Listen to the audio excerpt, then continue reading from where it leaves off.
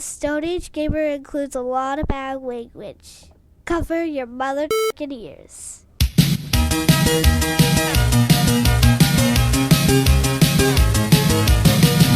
Good evening and welcome to the Stone Age Gamer Podcast. I'm Kris Randazzo and joining me tonight is Hero and a Half Shell, Dan Ryan.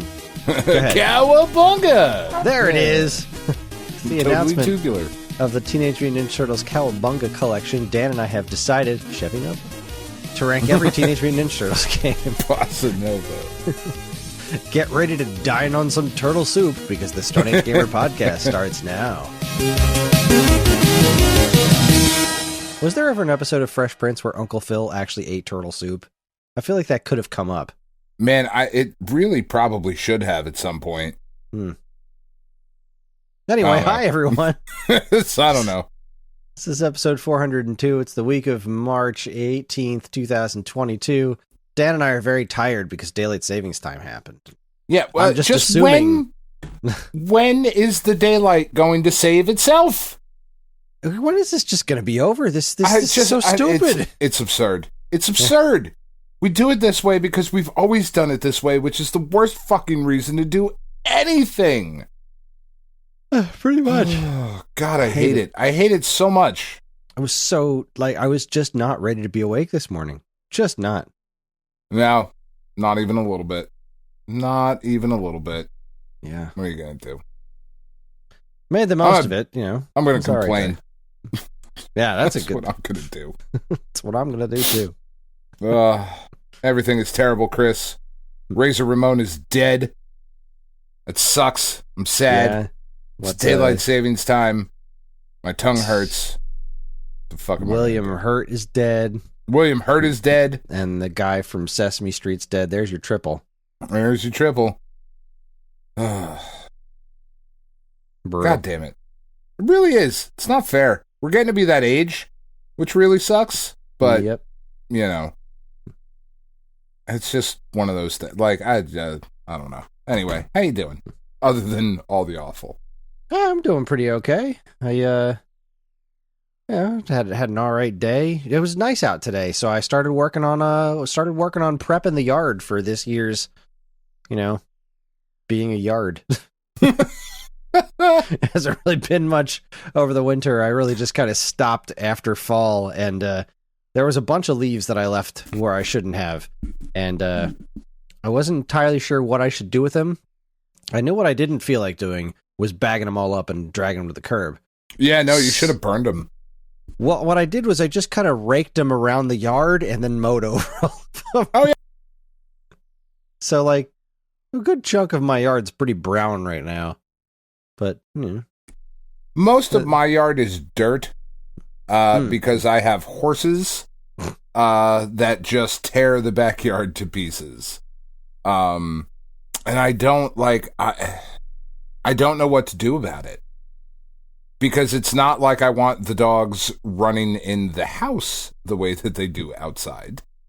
Yeah, yeah, there's like one chunk of the yard that's like, this is where Naga rolls around and grinds her face into the ground, and that's just not going to be covered in grass. That's just her chunk of dead ground. So, whatever.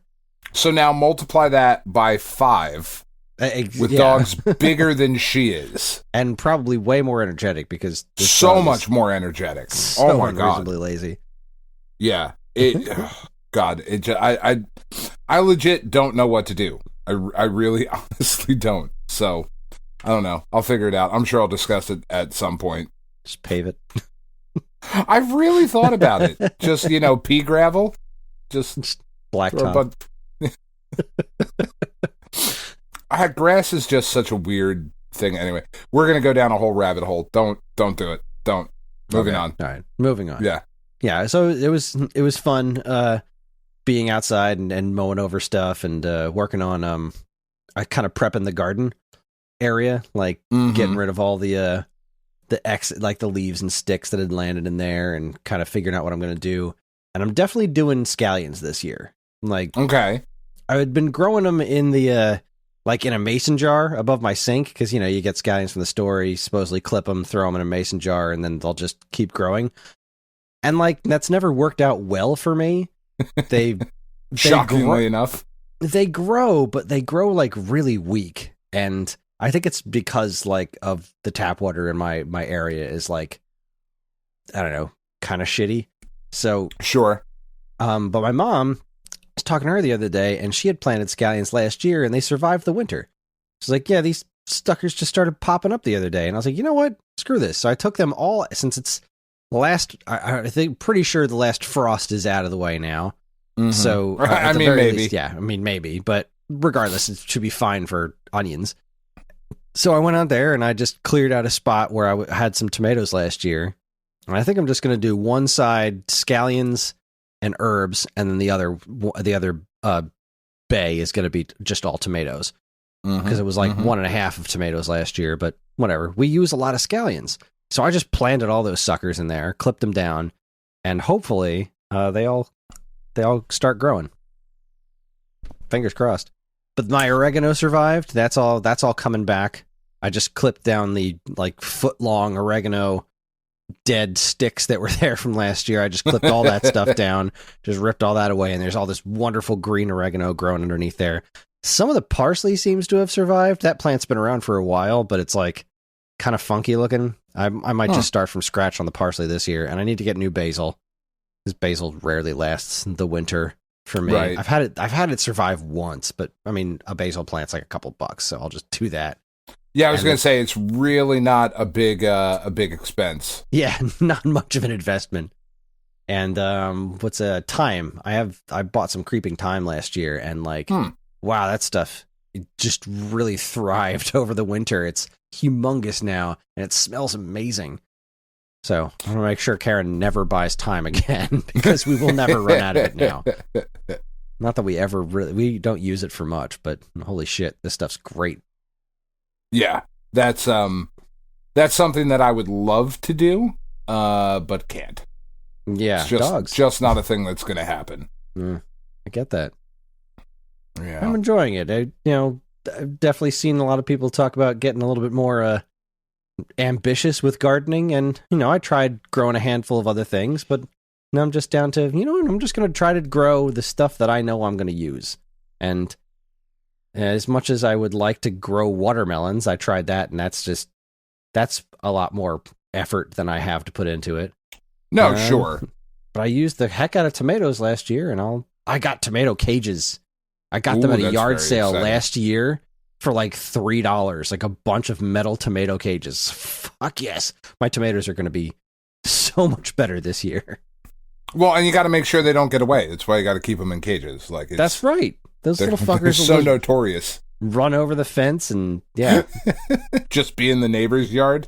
Sir, you have some of my tomatoes. You should have bought a cage. Or at the very least, keep them on a leash. Right? Fucking leash up your tomatoes. Goddamn South Jersey. Your lawless tomatoes. It's crazy. They're everywhere. It's just absurd. Just absurd. Meanwhile, our listeners in Ohio are like, fuck you, we grow snow. That's what we grow. Yeah, you want some more? You want some more snow? We got some. I do not. I am all good. I'm all good in the snow department. The little snow we had over the weekend was adorable.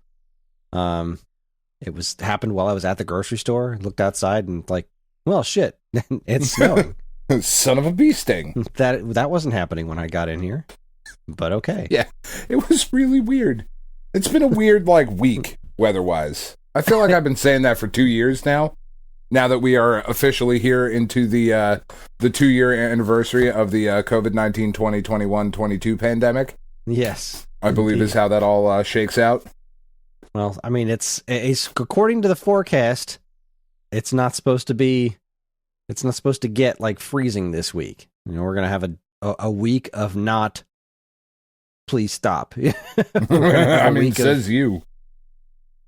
No, it says my phone. I don't necessarily agree with it. I'm just saying, I'm just the messenger here. I don't necessarily believe that's 100% going to happen, but it was nice enough today where I wasn't wearing a jacket, so I'll call that a win. Feel good. About this is how old I am now, though. These are the things I care about. Well, we've earned that Stone Age in our title. I really have. I'm just about to start yelling at kids for playing outside. Go home. What are you doing? Streetlights are on. What's wrong with you people? Get off my lawn. Get off my goddamn lawn, you pricks. Yeah. What's his name? Clint Eastwood made a whole movie about that.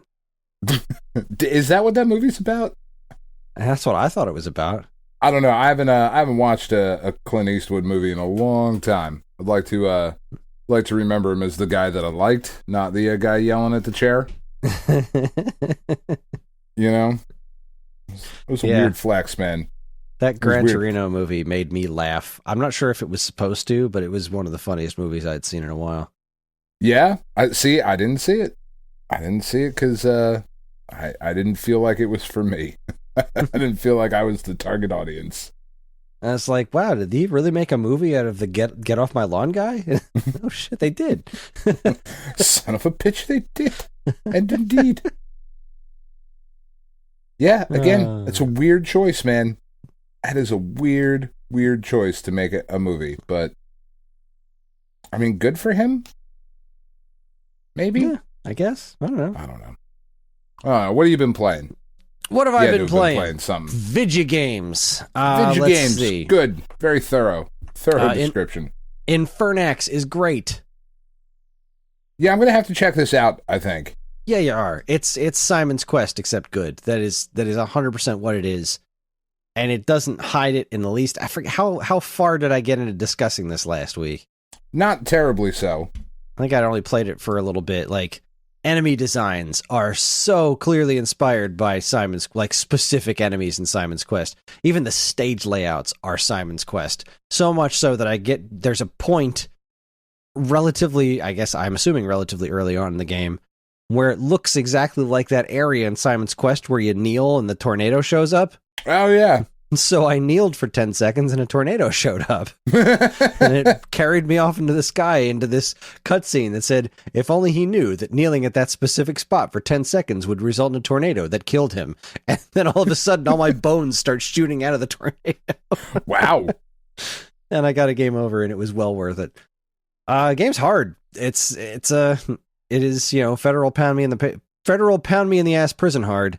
And, I'm enjoying just how we like it. Just how we like it. I'm enjoying the heck out of it. It's a little frustrating to be so reliant on, like, well, I better not die when these insta-death situations, because then I'm going all the way back to the last time I saved, and that was a while ago because I'm in like a castle or something, and It's not save wherever you want. It's save at a save point. There's save points. And the save points, they're not even instantaneous. Like, you have to go in there, you have to press Y, and then he does a little chant thing for a few seconds. And it's like, I wish I could just boom, save, now move on. Like, I'm sure the process is that fast as they go through the whole hymn praying and a little song comes on and saying, the moon is... The prayer has cleansed the blood from the battles or whatever it is he says. I have no idea. But outside of that, I got very few complaints. It's just feels like classic Simon's Quest, except more fun to play and funny and extremely violent. Oh, and it's got a whole morality system, like, which I didn't even... It's kind of a hidden morality system, but not all that hidden. I was just trying to be a good guy no matter what, and I'm currently pissed off at my current playthrough because... So right in the beginning of the game, like, one of the first things you encounter is this dude who's turned into a zombie. And it's like, you have the option, help him or kill him. And so I chose help him on the first time because I always play the good guy when I play games. Right. And that turns him into a gigantic, like, boss character that you have to kill. But if you kill him, then you get a whole bunch of experience points, which is great. And then I played for a little while longer and I fucking died. And that's when I realized that just going to the save point does not actually save. You have to manually save the game. And I had to start the whole game over again. So I decided, well, let's see if the choice actually is a choice. And then I chose kill him, and you just kill the dude in one hit before he can turn into this giant monster. And then you see a lady look at you and run away. I was like, shit. All right, well, that sucks because I didn't get all of that experience, but oh well, I'll keep going. And then I wound up sticking with that playthrough, missing that experience the entire time. Like, ah, damn it. I really could have used all those experience points. Could really stand to be leveled up a little bit more here. And just last night, I found that woman who looked at me and ran away. It was that dude's wife. And she was like, I saw what you did. You didn't even try to help him. Get the fuck out of my house. I was like, God damn it. I bet she was going to give me some sort of like awesome power up or something if I had done that right. And now I didn't because I, died and didn't save. And I'm very angry. So then I looked it up online and they were like, this is actually the start of a whole morality system that'll get you the secret ending of the game. If you do the good guy positions through everything, including that one, she gives you the next item that'll get you towards the Necronomicon that'll let you wipe out ultimate evil and get like a different ending in the game, which is pretty cool because there's a bunch of these decisions all throughout the game and they're not always easiest to tell like which side you should be on. Like there was this shopkeeper who was kind of a dick, but there were these like grifters hanging out outside of his house and like he's like, look, you get rid of those grifters outside of my house and I'll whip up a potion for you or something. It's like, all right, that's worth a potion. So I go out there. I'm like, you guys got to leave. And then I fought him for a little bit. And then they were like, go. And then they were like, all right, fine, we'll leave, but we're not going to forget this. And they fucking didn't. They tried to jump me later on in the game and then I killed all of them. So that was fun. But like, I wonder what the other choice would have been. Like there was another choice where like, if I didn't save this guy, he wouldn't have been able to repair his shop and I wouldn't have been able to buy something. But like right now there's the one dude that's like acting all weird in his house. He's like, you got to break the dam. There's a dam. You got to destroy it. And you can say yes, no, or never. And I was like, I'm just going to go with no for now, but that's weird. And then another guy's like, man, that dam's the most important thing in the whole town. It makes the water run and everything's great. And then I made it down to the dam and it's like super flimsy. I'm like, man, I could hit this thing once and it'd be toast. So should I? No, I'm going to leave it because everyone says this dam's really important. It's a neat game. It is a really neat game. I'm liking it a lot. Yeah, that sounds pretty dope. It sounds like something that would be right up my alley, as it were. Yeah, I hear it's pretty short too, like 6 hours tops. So, which is a huge selling point for me. Yeah, for real. Keep them short and sweet. Let's see. Did I build my Nintendo Power Shelves last week? Did that happen? Maybe. I often conflate what I talk to you about not on the show and what happens in the Discord with what we talk about on the show. It all just kind of blends together. Yeah, I know how you feel. Let me see if I can find this. I accidentally wrote this week's show notes over last week's show notes. So I don't have my list of what I talked about last week anymore. Did you do the Nintendo Power thing before or after Karen's coffee bar? Because you definitely talked about that. It was after. This was definitely something that happened last week, and I feel like it must have happened after I recorded. Well, either way, I had this set of box shelves that I got from Target, and they're perfect for fitting these Nintendo Power magazines. So I just kind of put them on there because I was tired of going upstairs to dig up my Nintendo Power magazines every time I need one, which I have to reference them fairly often. You know, I can figure this out right now because I posted about it in a group and it got like a ton of likes. So I can look at this and say, whenever I posted that, that's when I did it. When did I post this? I did it on Tuesday, so I didn't talk about it. I posted it on March 8th. All right. So yeah, it's a little cube shelf thing, and it fits my Nintendo Powers perfectly. The problem is that it's exceeding the weight limit. They're supposed to be like 15 pounds per shelf, and these are closer to like 25 pounds per shelf. Yeah. Since I have them all bagged and boarded, so it's not like holy shit terrible, but it's like it's not going to last. So I talked to a friend of mine about the best way to reinforce that, which I'm just going to get some plywood and nail it into the back of it. That should be more than enough to get it straight, but it looks real nice. It's like just a 3x3 cube shelf, and they fit these magazines perfectly. And it's been so easy to go in there and reference things whenever I need to. We did a whole video on Nintendo Powers that posted this week because I liked that shelf so much, and I use them for social media posts. Every Tuesday, I post like a hot tip, and all I do is I go into an old issue of Nintendo Power, go to the classified information section, and just like, there's a code, type that in, and just find a new way to word it and post screenshots. But it's nice. It's pretty fun. So I love having those down here in a nice, safe place that's not a bunch of magazine boxes that are ugly and in my coat closet. Now I have not coat closet, my bedroom closet. Now I have my bedroom closet back, which is nice. I don't know what I'm gonna do with it. It's nice because that way when John or Ellie have friends over, they can go right down there and fuck them up. That's right, with all of my games. That's right. Oh man, I am so fucking concerned for the day that happens because they're gonna fuck something up at some point. John's not going to, but Ellie is.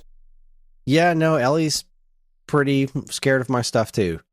She does not fuck with my things.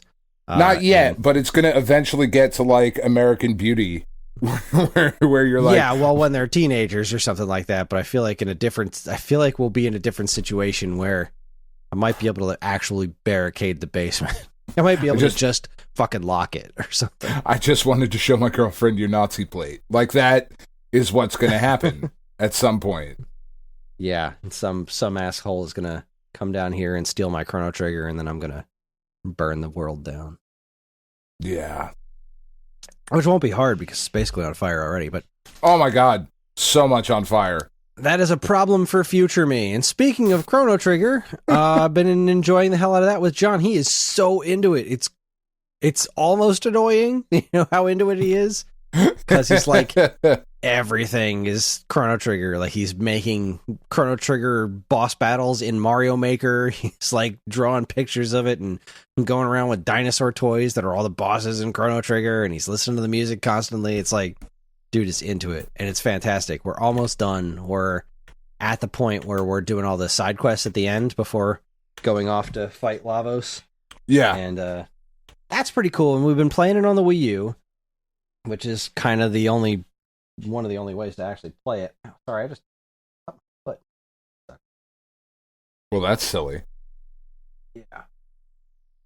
All right. Regardless.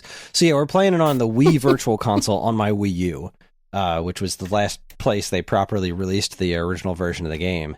And there's a couple of like visual things that bug me about it. Like a couple of the strobe effects that don't really read quite as well on an HD TV as they did on a CRT. And there's not much you can do about that. That's just like, this just looks different because this is a different kind of screen, and this effect, this is how it translates. So right, it just is what it is. Yeah, like Lightning 2 looks a little different and stuff. So just for shits and giggles, right before we recorded, I threw in my cartridge for the first time, and God, I have no idea how long it's been since I actually plugged in my Chrono Trigger cartridge, and it still has my old game save where everyone's maxed out at 999 hit points, etc. That's awesome. I played it for a few minutes just to make sure I wasn't crazy, and like, yeah, Lightning 2 looks different. It looks way cooler on here. So not that it doesn't look way cooler. That's just me being me. That's me being me. But like, but it looks different. It does. It looks different. It looks brighter. The actual strobe effect looks more pronounced on the CRT, and everything else does too. Like, this game really looks good on a CRT. Like the sprites were really designed to play with CRTs. It's remarkable. Yeah. Most of the time, I really prefer the sharp pixely look. But man, just playing a few minutes of Chrono Trigger and like looking at the snow effect on I forget what the Mount Woe I was on, and there's all this. Was it Mount Woe? No, it's the one where you revive Chrono. I don't remember the name of it already, but whatever. Just the snow effect on there, like, man, this looks so much better. This was so designed to play with, CRT effects. It's nuts. So, yeah, that's cool. There's a lot of just really interesting stuff that they did to like really play to the strength of the medium in which it was being delivered. Yeah, like, we know these colors are going to bleed together, or we know these lines are going to bleed together between pixels, and it's going to make it look round. Just a little out of focus, but everything's out of focus. It's not high definition, so it really looks good. CRT, damn, that game is great. And what's funny is that he's starting to get curious about Cross now. Like, because he knows we're getting close to the end of Trigger, and he knows I'm excited to play Chrono Cross again, and he started to ask me some questions about, like, so do you fight this guy in Chrono Cross? Does this guy come back? And I'm like, you gotta understand, Chrono Cross is so different from Chrono Trigger in so different. It's like they took everything I loved about Chrono Trigger and threw it in the garbage. Like, and did not make a bad game, but made a very different game. Very different game. Like, my favorite things about Chrono Trigger are the cast and how they're all these unique characters that are written to work with each other. And Chrono Cross is like, fuck it, there's 44 playable characters. And because of that, they're all interchangeable. So, and no characters get really well fleshed out stories because, well, they're all interchangeable because we went for quantity over quality. I love the double text and the triple text, the way you work, each character has these individual moves that you can then combine together to do these awesome new moves. They don't have that in Chrono Cross because there's 44 characters, and so everybody can kind of use everything. The story doesn't make a ton of sense. It doesn't have Toriyama's artwork. The music is phenomenal, and it's been so long since I've played it. But he's asking about, like, does Lavos come back? And, are you playing as Chrono again? And I'm like, no, none of it. No. None of it at all. There's pretty much everything that you love about this game. Yeah. Is not in that game, but it's like, it definitely is a follow-up to Chrono Trigger. Like, by the time you get to the end, like, yeah, you eventually find out that Kid is Shala's clone daughter or something. It's really confusing, but like, Chrono, Marl, and Luca technically show up in, like, I think the ending or something like that, and you find that crumpled up piece of paper in Luca's house or something that says Luca on it. There's connections to it, but boy, does it not really play like a sequel to Chrono Trigger. Like, you go to a totally separate scene for all battles, instead of fighting right there on the game itself. You do the whole RPG, like, and now we're in a different dimension where we're having this fight because there are no trees here or whatever. I don't know. I'm excited to play it again. I really am. And I'm really excited to try Radical Dreamers for the first time. But, Chrono Trigger is a hard game to follow up on unless you follow up on Chrono Trigger and do it well. But game's a freaking masterpiece, man. Yeah, it's real good, man. It's real good. Let's see. Animal Crossing's done.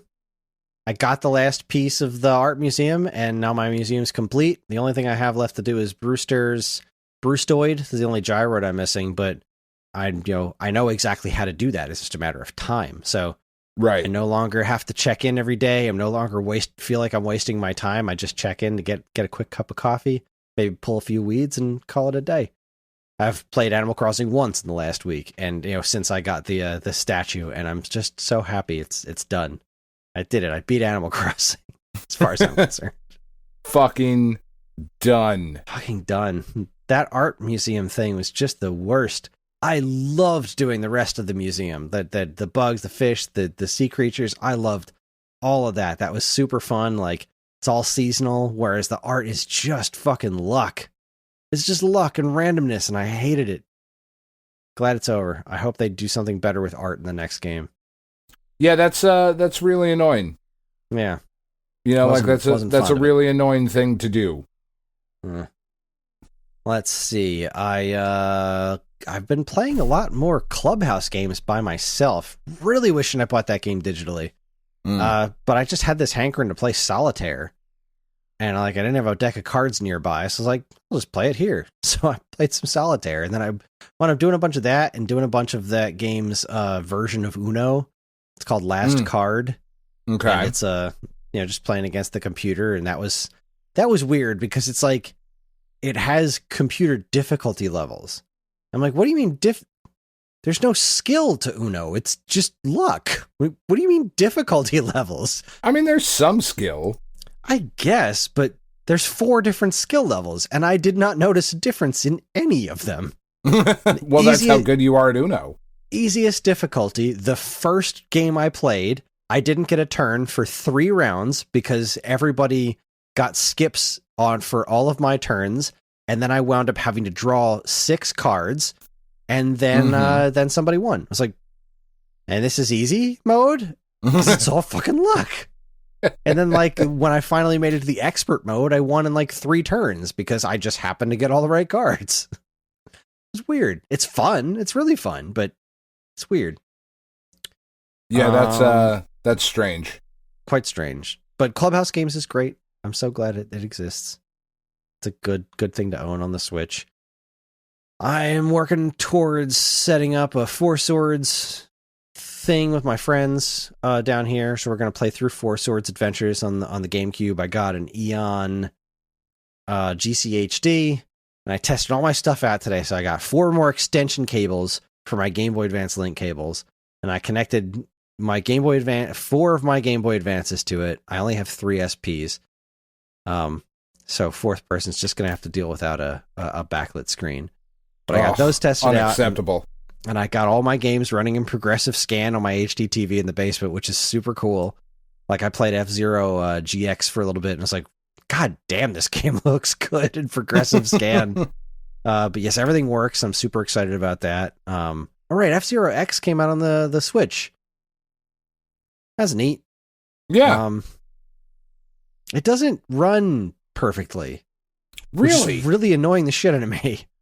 Like, it's very occasional, but does occasionally have frame rate drops.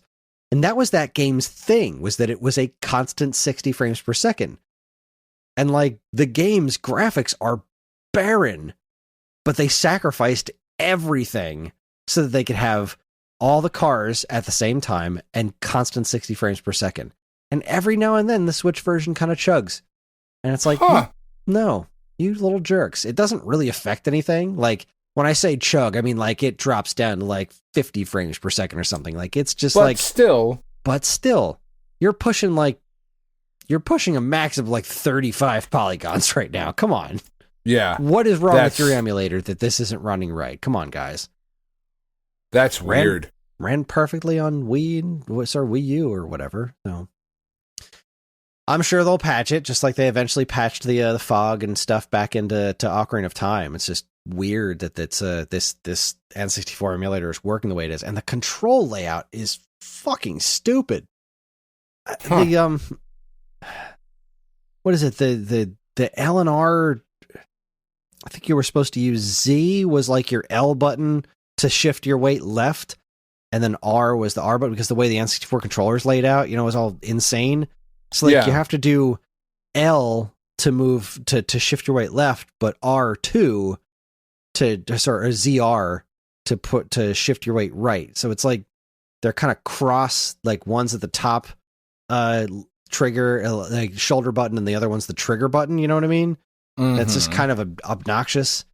And I just don't really like the way they have the controls laid out for N64 games in general with the Pro Controller. And I'm not spending the money on that N64 wireless controller as much as I want to, because it's just, of course, that is my brand of stupid if there ever was one. Like, this ridiculous controller, but wireless? Yes, please. Yes. Oh my God, I want that. I just can't justify the price. Oh boy. Let's see. What else was interesting? This is interesting. I got a message last night from Alex Flincham. Do you remember that name? Barely. Do you remember Robot Nightmare? Yeah.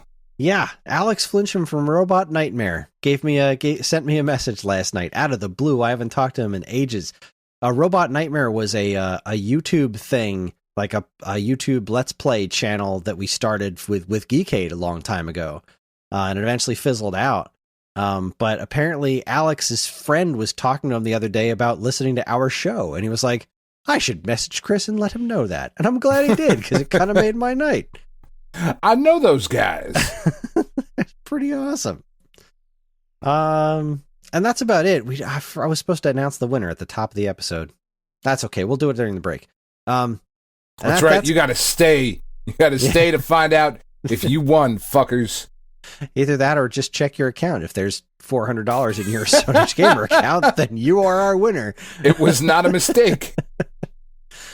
It is there on purpose. I think that's about it for me. What about you? What have you been playing before we get to State of Play?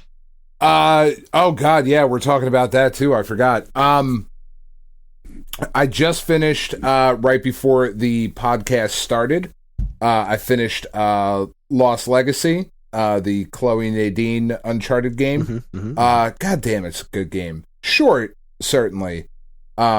Shorter anyway than the regular Uncharted games, but it was kind of a budget title when it came out. Doesn't really matter. It's one of those games that I feel is criminally underrepresented in people's like best adventure games of all time, because it's the culmination of everything that they had learned throughout doing the Uncharted series. And here you go. You've got this really, really awesome game. It just happened to star, people that aren't Nathan Drake. Yeah, that aren't Nathan Drake. In a certain segment of the fandom was like, man, I don't want to play these girls. Yeah. Like, all right, whatever. But that game's fucking great.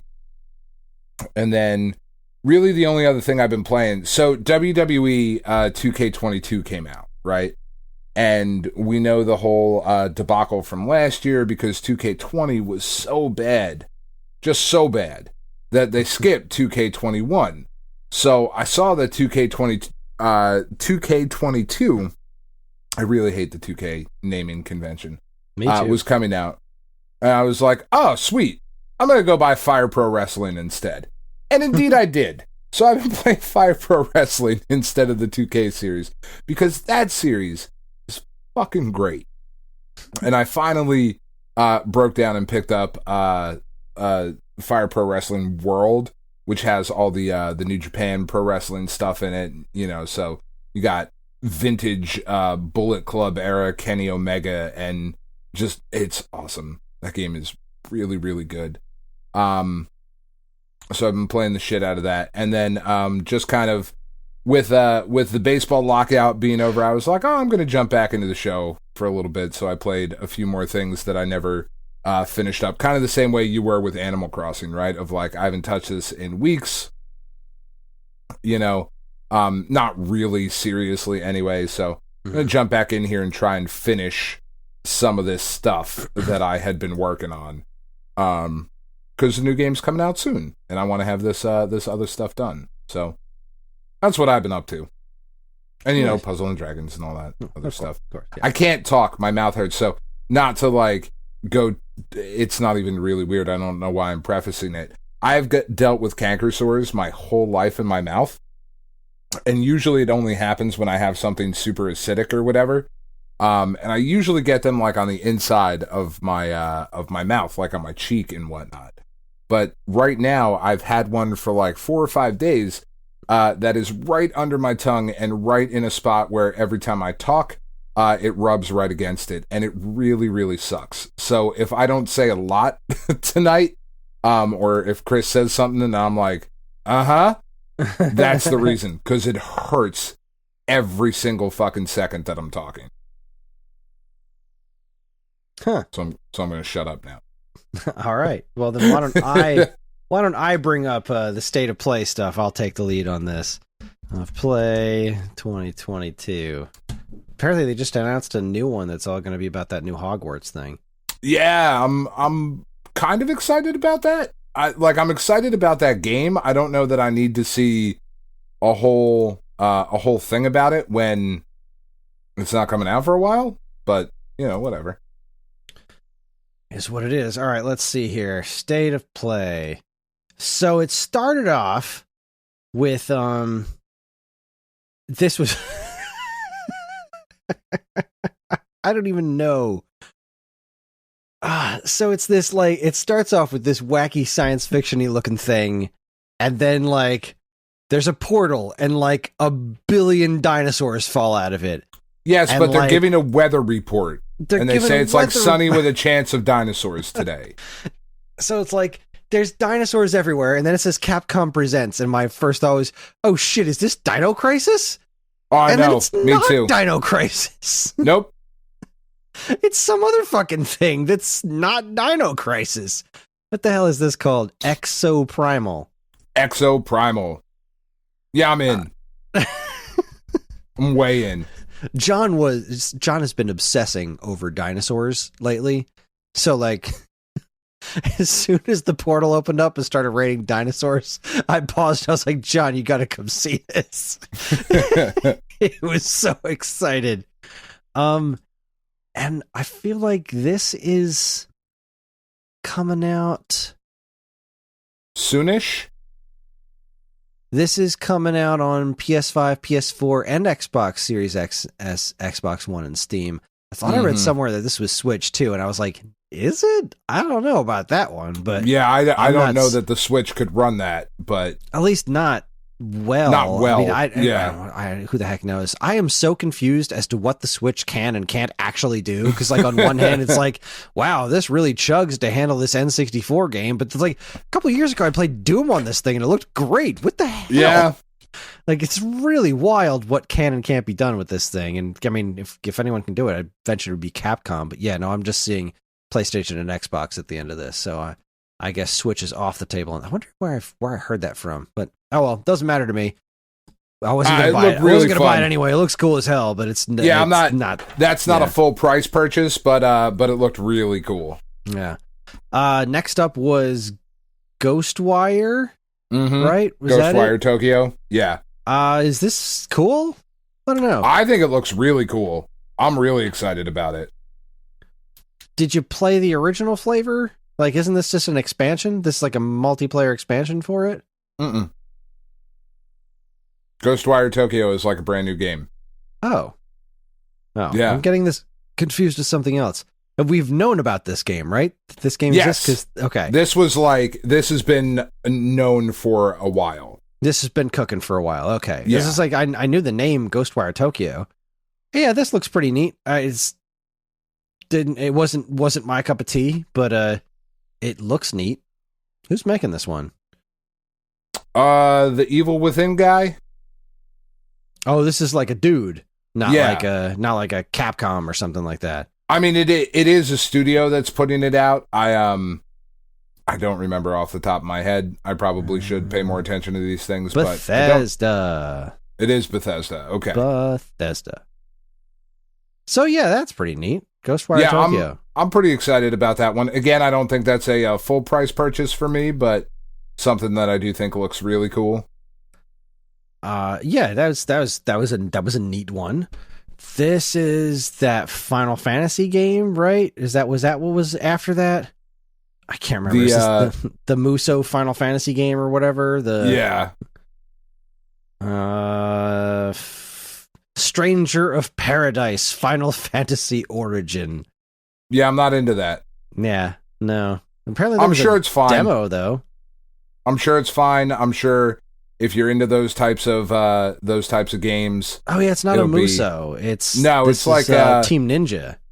Yeah. Wait, yeah, no, yeah. but that's them. They do that. Yeah, Koei Tecmo. What is a Muso game? I'm crazy. Yeah. So, yeah, not for me. Not for me either. Then I'm sure it's going to sell very, very well. Oh, this is the Smarmy Girl game. Luminous Productions. What the heck is this called? The Forspoken? game from... Yeah, that's the one. That game I'm really excited about. Like really, really excited about that. And the delay really sucks, but I am very excited about what is coming with that game. Every time I see it, it looks better and better. Yeah, this combat game looks more interesting. Really cool. Yeah. I remember liking this one a lot at E3, thinking this looked pretty snazzy. But like, yeah, this is shaping up pretty nice. Square Enix has been rubbing me the wrong way. What did they just release that Platinum Games game that everyone hated because it was like really shit live service stuff. And then like that Chocobo racing game they just released is just oozing with microtransactions. Is it? Yeah, it's a bummer. Like that's unfortunate. I mean, I wasn't really going to buy it. At Sure. least not at full price, but I have the original Chocobo Racing on PlayStation, and it's a pretty fun kart racer. Yeah. And this one looked pretty cute, but it's like, yeah, it's you buy the game, I think it's $50, and then like everything is either grind, or pay to skip the grind. And it's like, this is fucking gross. Why are you doing this to Chocobo Racing? Yeah, that's not cool. And it makes me nervous for something like this, because like Forspoken looks really cool, but I hope they're not going to jam a bunch of extra monetization in it. I mean, they might. They might. They very well might. Yeah. It doesn't seem like a game that could have all of that in there. You know what I mean? Like I don't see where you would put that kind of stuff in there. But it's never stopped them before. Exactly. I suppose. I'm sure their scientists could find a way. Let's see, some Gundam game. Yeah, that I don't care at all about that one. But I think it is free to play. They're just going to keep making Gundam games forever. So, you know, has there been a Gundam Dance Dance Revolution yet? I mean, I am the wrong guy to be asking that question to. I just saw the name Gundam Evolution, and I'm like, and I'm hearing this dance music in the trailer. Like, has there been a Gundam DDR? Or just any kind of Gundam dancing game? Well, there's been Gundam music in DDR. I want dancing robots. God damn it. I want a Gundam dancing game. That's all I want. Oh, boy. Is that too much to ask? Apparently. All right, where'd we go from here? Oh, and then this was the showstopper, because right after that you get the Ninja Turtles thing. Ah. Mm-hmm.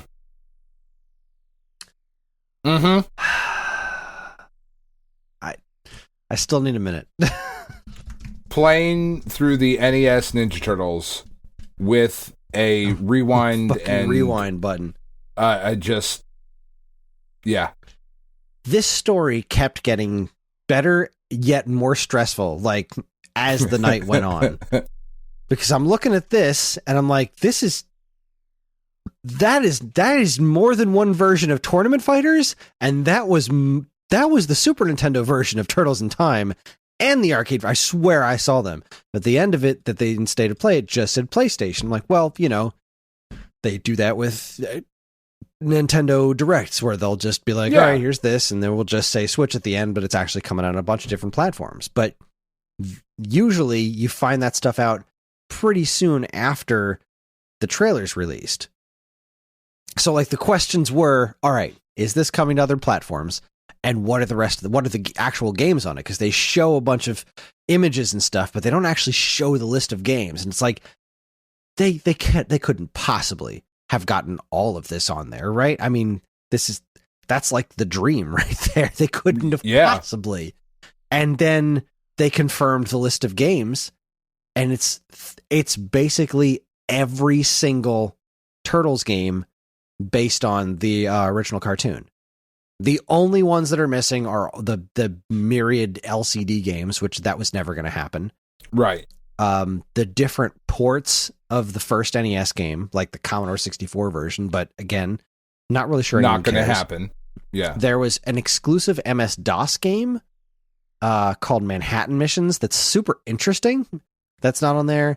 And of course, Turtles in Time reshelled, but that game was pretty reviled. I'd totally forgotten about that one. Yeah, most people did. Most people didn't like it, and I think Ubisoft has a stake in that, so that makes sense that it's not here, because that was a Ubisoft thing, and this is all Konami stuff. So that was nuts, finding all that stuff out, but then, like, it took quite a while to get confirmation that it was coming to anything else, and it's like, most of these games are Nintendo games. How is this not coming to Switch?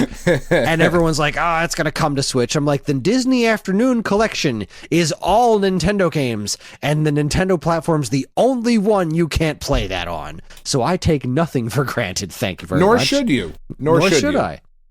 But then, like, it got confirmed, just dream come true confirmed, because it's like Chris Kohler comes out and is like, we've been working on this forever. We got Konami to give us basically everything we want. It's coming out for all the platforms. So your Xbox, your Switch, and your PlayStations, you're all getting Ninja Turtles. And it's all the games, all the Game Boy ones, all the different versions of Tournament Fighters. It's all there. There's online play for the arcade version of Turtles in Time and the Super Nintendo, the original arcade game. No, it's the original arcade game, Turtles in Time, and the Super Nintendo version, the Hyperstone Heist, and the Super Nintendo version of Tournament Fighters, which most people agree on is the best of the three. I would agree with that, yeah. It's going to be chock full of extras because this is a digital Eclipse thing, like the ones who did the first Mega Man Legacy Collection. It's full of museum stuff. And which it's is gonna awesome. Beyond awesome. And it's going to be physical retail day one. Yeah. Yeah. It's just, yes. I mean, this is the kind of thing that I would like the Castlevania collection. Okay, that would be very nice to buy that physical, but I already bought it digital and it's fine. Those games exist. They've been re-released before. It's fine. These, however, are tied to a license. I will buy this physically no matter what. I have considered picking this up physical. And you know how I don't give a shit about physical at all, but I have seen the Teenage Mutant Ninja Turtles arcade game come and go before. And you saw it happen with Scott Pilgrim. Like, yeah. This is the kind of stuff that if a license gets handled somewhere, then this just isn't coming back. So yeah, I'm buying the fucking cart for this, no matter what. I want this game, and I want it forever. And playing the original arcade game on my Xbox 360 is a pain in the ass, and I can't even do it in multiplayer anymore. Right. And like, here it is. I can put it on my Switch, and I have multiple controllers for it, and I don't have to be logged onto the internet to play it, which is... Yes, please. Cannot believe this collection, but holy shit, what a stressful like day that was before they confirmed it for multiple platforms. I was like, because there was a whole thing on it on the PlayStation blog. I was like, oh shit, they're talking about this on the PlayStation blog. I think this is exclusive, and everyone's like, no, it can't be exclusive. I'm like, when has Konami ever released one of these collections that's not like a multi-platform? It's like. The Castlevania collection, the Symphony and Rondo of Blood, that just happened, and that's only on PlayStation. Yeah. Now, the big question I have that I don't know if it has been stated anywhere, is the online play cross-platform? I don't think that has been confirmed yet. Would be neat if it was. Because it should be. Yeah, it should be. Because like I don't know how complicated that is to implement, but I don't necessarily want to buy it on the Switch just so that I can play with you. You know what I mean? Yeah. Because I would like to play it at times when I'm not playing it online, and I would rather do that on my PlayStation. But if people I know that are going to want to play it together only have it on the one set, like, I really hope that's not the case. Yeah, same here. Let's see. The fantastic set of quality. This is coming from Gamatsu.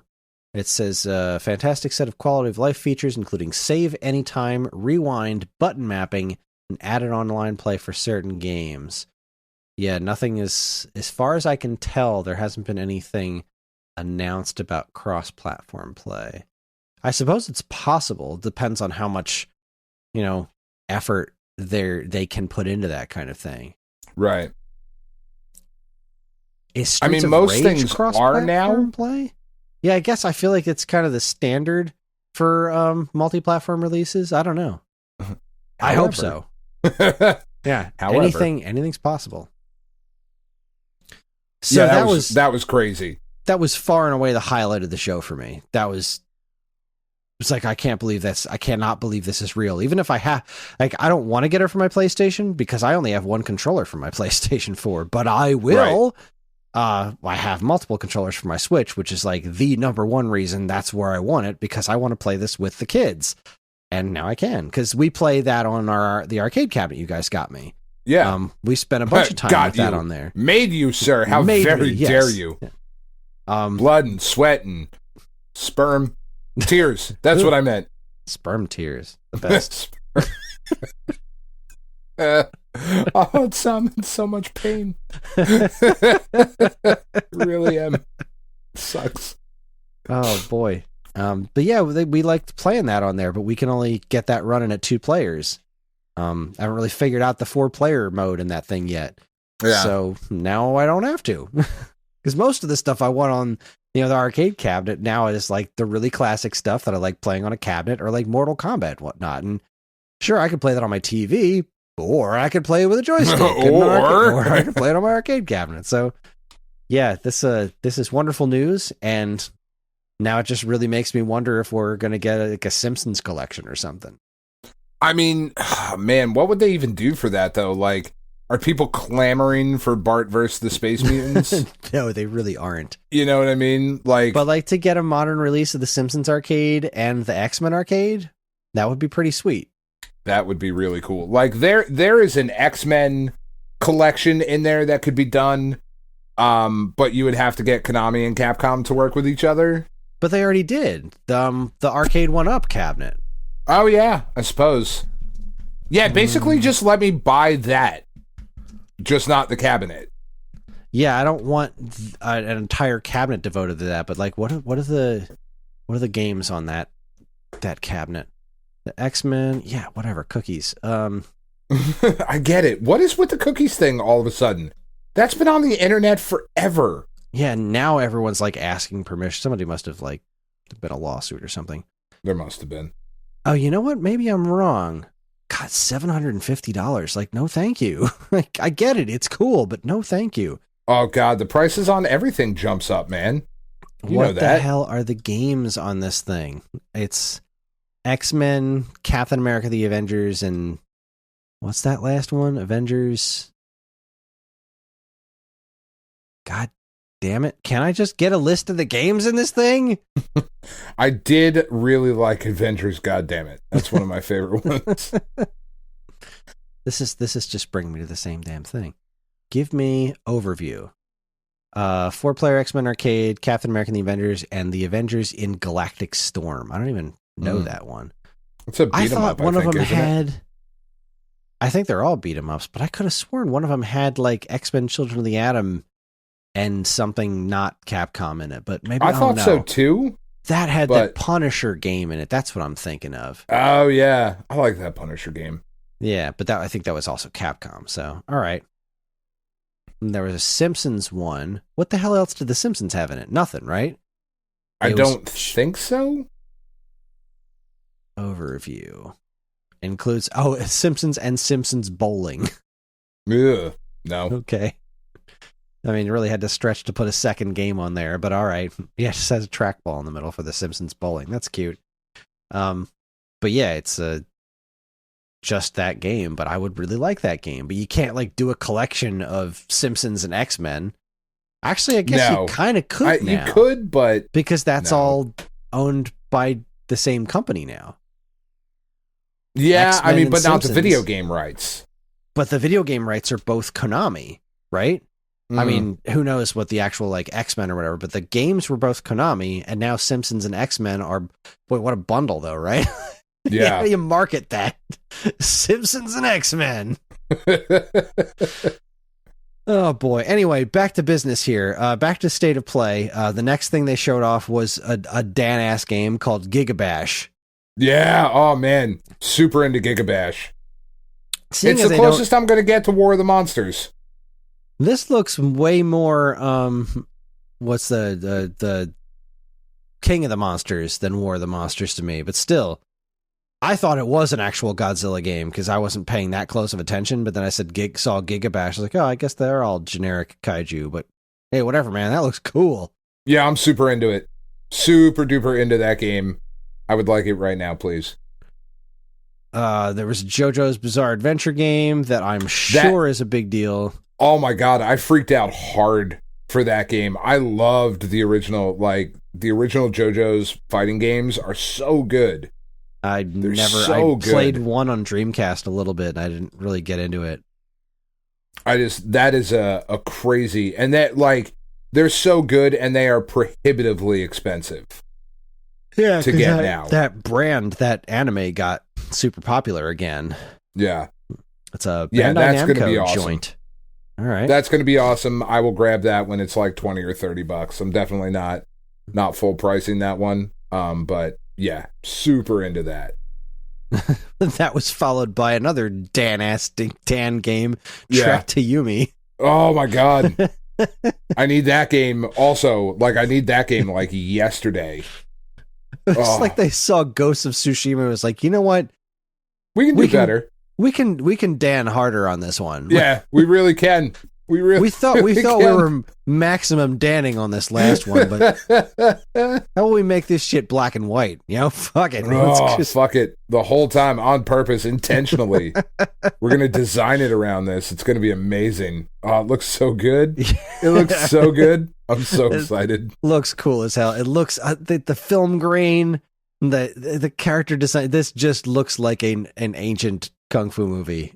Yep. in video game form. I'm super into it. Just an incredibly Dan game, and it's let's see, Leonard Menciari, Flying Wild Hog, and of course Devolver Digital. So it's probably going to be at least decent. At least decent. So that's cool. Win. This is a good show for you. This has been a very good show for you. I was just sitting there like half chubbed the whole time. It's like, yes. Only half, huh? I would have expected you to like pierce the roof at this point. But... I had just gotten home from work. I was tired. Oh, is this the one? This is the one I was getting. The Returnal was the one I was thinking of, that this was an expansion that had multiplayer. That was the thing. Yes. That's what I got confused on. And that looked really cool too. I'm pretty excited about all that stuff. It looks like some welcome additions, some new stuff. Like, yeah, it's good stuff. Yeah, I mean, really. So for me personally, watching this, like, even if this was a Nintendo Direct and they were showing off other Nintendo things, following that Ninja Turtles announcement it was hard for me to concentrate on literally anything else. Like, they could, if that happened during a Nintendo Direct, and almost no matter what they were announcing after, it would have been really hard for me to concentrate on, because all of my Ninja Turtles games. And I'm like, yeah, okay, Returnal looks neat. What are the games on the Turtles collection? Is it coming to Switch? Can somebody let me know? Please, dear God, I need to know. And then Square comes back. And I'm like, first off, how is this not Final Fantasy Tactics? Yeah. And second off, what the what is their output right now? Where there is so much Square Enix happening right now. It's like it feels very much the way like when you were a kid and it was summertime and you would go to get a drink from the hose, and like your dickhead older brother or dad or uncle or friend would like pinch the hose closed without you knowing, and then you would look into the hose to... I don't know why we all looked into the hose. What's in there? Where did the water go? Where did the water go? And then they would let it go and just like fucking blast you in the face. That is how Square Enix's output feels right now. And it's all tactics games. It's weird. We just had Triangle Strategy. Then you've got Stranger of Paradise, Final Fantasy Origin, Chrono Cross, Forspoken, Echoes of Mana for Android and iOS, whatever. Star Ocean, The Divine Force. In this one, not Final Fantasy Tactics, The Diofield Chronicle. Yeah, whatever the fuck that means. Yeah, just congratulations to Square Enix for just being incapable of naming games in any way that resembles sanity. Yeah, I don't know what that's about, but I'm watching this the whole time. I'm like, wow, shit, another tactics game. That's weird, but this one's got to be Final Fantasy Tactics. And it's like, nope. No. What? Why isn't this Final Fantasy Tactics? And this one did not have to be. The new Valkyria Chronicles game. Except it wasn't called Valkyria Chronicles. It was called Valkyria Elysium. Yes. Okay, sure. Yeah, it looks pretty cool too. And that was the end of it. Yeah, it was a good show. Yeah, like as far as state of plays go, like I feel like they're usually a lot less well done than this one, but this kind of had a good feel to it, and the whole no muss, no fuss. It could have stood to have a little bit more in the way of transitions, I guess, but like it wasn't a very long show, and it was very nice. It's good stuff. Solid. Yeah, no, they were just like game. Here we go. Yeah, this is what you got. This is what we're doing. A lot of games. Very cool stuff. Which isn't the worst thing in the world. No, that's like it certainly could have done like a whole bunch of really weird shit on the inside, on the in-betweens. Like, hey, remember that E3 where they're like, and now everything's going to be these weird scenes from dreams, and you're never going to have any idea what the fuck's going on. That's right. And now we're going to transition to another location. We're going to go to a secondary location. We're going to get everybody up to walk the fuck over there. Yeah, that was a weird show. Yeah. Who knew that would be the last E3? God, was that the last E3? I think so. I don't think they followed that one up. I think they ducked out after that, and good for them. It's just not getting better than this, boys. We fucking did it. Nailed it. We're done. Pack it up, kids. We are good. This is a serious year for strategy games. It is weird to see this many strategy games, like just lousy with them. I'm trying to think of all the different names. There's at least, because you got Advance Wars is happening eventually. Triangle Strategy just came out. This not Final Fantasy Tactics game. And I think there's like 2 or 3 others that I'm just not able to think of right now. It's completely crazy to me. It's really wild. It's a really, really like, if you are a strategy games fan, which I am, I don't know that I'm this much of a fan. Because they're long involved. Like, there's a lot going on in each different game. Like, I'm there's not different. A fan, so there's a lot of strategy to learn, as it were. So, you know, they seem somewhat time consuming, and I'm taking a bit of a gamble on Advance Wars, but it comes so highly recommended that. I mean, maybe. I don't even know that it's coming out anymore. Honestly, I really don't. I'm sure it's still coming out. I doubt. I doubt they would go this far with it. These fuckers released Excite bots. All right, they clearly didn't want to, but they're like, yeah, fuck it, shovel it out the door. Nobody will know. They'll release Advance Wars. They might just not tell anybody. They'll just show up one day and it'll be out. The reason I say that is mostly because, like, at what point has it been long enough? You know what I mean? Like, let's legitimately say, like, because we're, like, make no mistake, we're in the middle of World War III here. It's just being fought differently. Yeah. But, like, this is World War III is what we're kind of in, and, like, nobody has really come right out and said that yet, but, like, at some point, people are going to be like, all right, so, like, World War III is happening, right? Like, when can you release a tank game during World War III? When it's not being constantly talked about on the news. Like, the news coverage has died down a little bit. So, in the next few weeks, if nothing escalates even further, which it might, like, I think it's just when it's no longer the news story that's, like, everywhere that everyone's talking about. I think that's when they release it. How do you plan around that kind of thing? Who knows? But I'm sure they will. Man, I hope so. Me too. I pre-ordered the damn game. I want it. I don't want to wait another year for it. I got things to do, all right? Later this year, theoretically, we're going to get Breath of the Wild 2. And I don't know what it's about, but it's going to take over my life, probably. Does it matter what it's about? I don't know. Maybe I'll hate it. I mean, Ocarina of Time was one of my favorite games ever, and I don't really like Majora's Mask, so who the hell knows? Yeah, that's a fair point, but I'm not guaranteed to love every Zelda game. There's been plenty that I haven't, so I'm going to go out on a limb and say that you're going to like this one. It seems likely that I will, but it does, right? Like, it seems very, very likely. But it's I've given up predicting Nintendo. I mean, as well you should. It's what we do on this show sometimes because it's They're fun. Crazy bastards. I've given up trying to realistically predict Nintendo because really they're out of their goddamn gourds. All right. I think that wraps up the first half of the show. So we're going to take ourselves a quick break where we will announce the winner of our 400th episode sweepstakes. And then when we come back, we are going to rank all the Ninja Turtles games, all the original series ones, because that's a fun thing that we like to do. So because we're that kind of crazy. We are that kind of crazy. You are listening to the Stone Age Gamer podcast from Geekade.com. Stick around.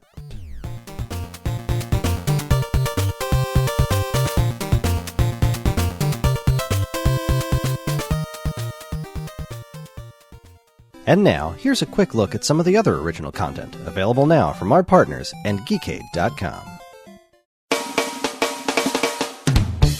Hi everyone, it is time to announce the winner. I didn't write any commercials this week on purpose so that I could use this time to announce the winner. That's totally right. On purpose. Yes, 400th episode Sweepstakes, where you're going to get a $400 shopping spree at StoneAgeGamer.com. We are announcing the winner right now, and the winner is Stephen M. Yeah, Stephen M. M as in Mancala. Yes. So if you Flawless. are the one... Flawlessly done, Chris. Yes, indeed. You are the only Stephen who entered, as a matter of fact. So if you are Stephen M., then you are the one who won the $400 shopping spree at Stone Age Gamer. Thank you very much for listening. Thank you, everybody who entered, and everybody who listens, and who listens through our 400 episodes of this nonsense. You are all greatly appreciated, and congratulations to Stephen M. I hope you find lots of fun things to spend your free $400 on. And I guess we'll see if we can do another 501, another 100 episodes. We'll see what happens. Yeah, I don't know that Ryan's going to keep exponentially increasing the dollar amount by $100. I don't know that he's not. Yeah, I don't know. But one way to find out. That's right. We're already at 402. Only I mean, it's what? It's another... God, it's just another 2 years away, Chris. That's it. You can do 2 years in no time. Yeah, no, I mean, it'd take about 2 years, but other than that, yeah, no time at all. Oh, boy. Well, there. Congratulations again, Stephen M., and thanks, everyone, again, and now we'll get back to our show. That's right.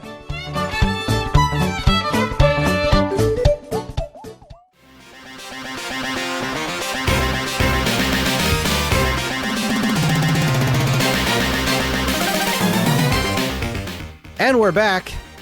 It is time to rank the Ninja Turtles games. So, here are the ground rules. We are ranking all of the games based on the original 1980-something cartoon series. Not the ones, I mean, there wasn't many, if any, actually based on the original comics. The only one based on the comics I can think of was the... even though the cover art the for box the NES art one, to the first art one? for the first Turtles, and like... what's it? The recent one from Platinum Games, I think. But that wasn't based on the original comic. That was based on the current IDW comic. But regardless, just ones based on that original cartoon series, and not any of the LCD games. So we are not ranking Ninja Turtles LCD, Turtles 2 Splinter Speaks, Turtles 3 Shredder's Last Stand, Turtles Basketball, Hero Turtles 4for4, or Ninja Turtles Dimension X Assault. All those LCD games, I couldn't even find video footage on 2 or 3 of them. So I would have no way of realistically ranking them, and no matter what, they're all worse than everything else on the list. So, yeah, for sure. Because there's pretty much everything in here, except, like I just talked about it a minute ago, everything in here is just about all of it is on the Cowabunga collection, which is kind of awesome. So we're just going to go in release date order here. We're going to do our regular ranking thing where we try to figure out, what are the best. So we're going to start with Dan and I's favorite game, Teenage Mutant Ninja Turtles for the Nintendo Entertainment System. Yeah, I mean, you say that jokingly, but I do genuinely like that game. Me too. I really do like that game. It's got some serious design flaws, without a doubt. But like playing it with a rewind feature, oh my god, I'm gonna beat the heck out of that game multiple times. I'm just gonna jump in there, and when I make mistakes, I'll just zoom right back in there. I will just undo my mistakes. Exactly. I really enjoy this game. It's got so many weird enemy designs and got great music. There's steamrollers. Like, it's just like this game. It's so cool. It's so weird. And it was such a smart interpretation of Ninja Turtles. It obviously wasn't as smart of an interpretation of the Turtles as a 4-player beat 'em up. Like, oh yeah, that's how you make a Ninja Turtles game. You just make them constantly fight robots. Yeah. But this one's like, all right, we got to rescue Splinter, or we got to rescue April, and you got to pick between the 4 different turtles. Each one has different skills and kind of make them work together in a classic NES kind of a thing with a map screen. And it was a clever game. It just wasn't executed flawlessly, but it's still a good game. Yeah, I like it. I like it quite a bit. I think it goes right to the top of the list. Yeah. I don't think anything's going to be below that quite yet. No. Right to the top. Yeah, right to the top. Let's see. Teenage Mutant Ninja Turtles. This was ported to several different platforms. I'm looking at a gameplay of the Commodore 64 version right now, just for poops and giggles, because that was the only other one. I know I have that one somewhere, and goodness gracious, this game. What else was this ported to? Just a bunch of PCs, I think. But yikes! Ouch, babe. Yeah, Commodore 64 version is a little rough around the edges. I'm totally okay with that not being in the collection there. Little shaky. All right, so next up we have I forgot to actually put this one in there. Hold on a second. I forgot a game. An important one too. Hold on a second. And there we go. All right. So next up we have Teenage Mutant Ninja Turtles for the arcade. Ah, man. That's going to be really hard to beat. Like, not trying to show our hand too early, but it's going to be really hard to beat. I feel like I have at least one off the top of my head that could beat it, but it's a conversation worth having. I think it's obvious it goes above the NES game, right? As much as we like and respect the NES game, that arcade game was pure magic. Like, God, seeing that thing for the first time was the first time seeing the Ninja Turtles really animated using their weapons, you know? Yeah, it's just gorgeous. It's such a good looking game. It's so much fun still. It has a lot. It just gets everything right, man. It's so fantastic. It looks great. It plays great. It sounds great for the time. Being able to play that game 4-player, man. Mm-hmm. I mean, it sucked when you had to be Raph, because his reach was just so short. But there were a lot of people. There were a lot of people that I'd play with that didn't care. They were like, "Oh, Raph's the coolest, so I want to be Raph." So I want to be Raph. Yeah, cool. I'll be Donatello. He's my favorite. Yeah, and he has just a stick. Just a beautiful game. Yeah, love it. So very like the voices, the giant balls falling down the stairs. Like that makes zero sense. Doesn't matter. Doesn't matter. At all. The game was just stunningly gorgeous. Wonderful piece of gaming right there. Yep. Next. Love it to pieces. There, top of the list. Next up, and this will be, I'm not 100% sure this is exactly in release order, but Teenage Mutant Ninja Turtles 2, the arcade game for NES. And the reason I'm including a bunch of these ports is because they are legitimately different games. This is definitely an NES interpretation of the arcade game, but it has a couple of new levels, it has a couple of new bosses, and the actual gameplay mechanics they feel different because you're playing on an NES game, so things hit differently, it animates differently, it looks different. It is a different game. I don't think there's any arguing that this tops the arcade game, right? I mean, no, not even a little bit. But the question is this better or worse than the first Turtles game for NES? Oh, man, I think it has to go above it. I agree with you. It's not. I think it does. It's not a slam dunk. That's weird because I was literally going to say slam dunk. That's weird. Well, I know you're right. It's not the slam dunk that you would think it is. Because I think Ninja Turtles 1 doesn't get a lot of the credit it deserves. But this was such an impressive arcade port. To make that game work on the NES, that amazing looking game, still feel pretty legit on the NES was quite a feat. It works. It works. Does. And Konami knew what the hell they were doing. Konami was not bad. In the NES days, they were top of the class for sure. So if anyone could do it, it was them, and they really nailed it on this one. But yeah, I agree. Underneath the arcade game, the original arcade, but above the first NES game. Yeah. All right. No big ones so far. I don't think this one's going to be too hard either. We're talking Teenage Mutant Ninja Turtles Fall of the Foot Clan for Game Boy. Personally, I think this has to go right to the bottom of the list. This is not a bad game, but it is an extraordinarily simple game. Yeah. I enjoyed the shit out of this game. I played it so much. But it's because it was a portable Ninja Turtles game. Exactly. It wasn't the LCD portable Ninja Turtles game. This was a Ninja Turtles game on the Game Boy where you're moving around as a gigantic turtle sprite. Giant turtle sprite. Because, like, that was the whole thing. They're like, well, what do we need to do? This needs to be recognizably Ninja Turtles on the Game Boy. So we're just going to make a quarter of the screen, at least, the turtle. And then you don't need a draw distance. You don't have to do anything. Simplest animations, whatever. Just make it Ninja Turtles. And that's what they did. And it was basic. There was not much to it, but it was pretty fun. It was pretty fun, but I would put it below the NES game. Without a doubt. I don't think there's any argument there. It's because it's not a great game. It is a memorable game, but extremely simple. You'll be able to find out yourself relatively soon. Yes, you will. One you won't be able to find out yourself on is one that I've never played, so it's going to be kind of difficult for me to rank, but I did watch a bunch of it today, which is Teenage Mutant Ninja Turtles Manhattan Missions for MS-DOS. Are you at all familiar with this game? Man, I probably played it at some point, but I mean, I'm going to put it at the bottom of the list because I don't know. I hate the way it looks. I hate the smoothed out kind of DOS graphics of that time. Mm-hmm.